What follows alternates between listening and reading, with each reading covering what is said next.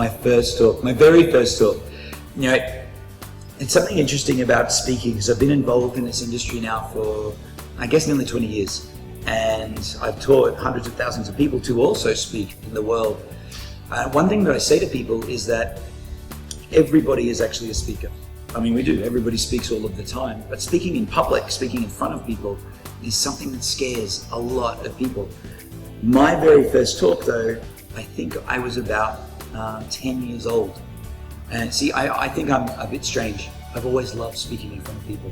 And at 10 years old, I went in a competition for students to speak about a topic. I had to research and create this topic. I actually spoke about television and when it was first created. I didn't win. I didn't win because the judges at the time thought that I spoke too well and I knew too much. And they said my parents must have helped me. One thing about my parents, though, is that if I had a challenge, if I had a goal, they let me go at it myself. So I actually didn't. I just did really well. And a lot of people would have taken that as a bad thing, that they didn't win because of something. They said it was unfair. I thought it was great, because for me that meant I spoke so well that the judges thought an adult did it.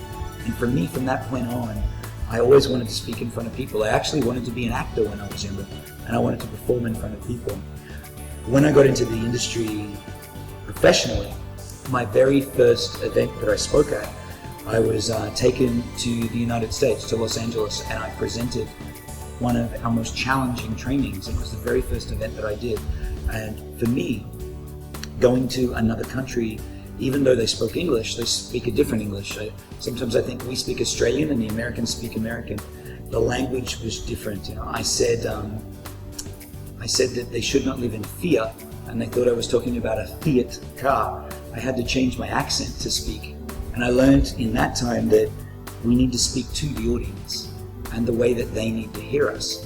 For me, though, it was always fun, always exciting, for the very reason that one of the core values of my life is being able to share.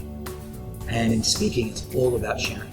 Sharing a message, sharing a passion, sharing a purpose, and in sharing that, allowing people to create better relationships, better health, better wealth.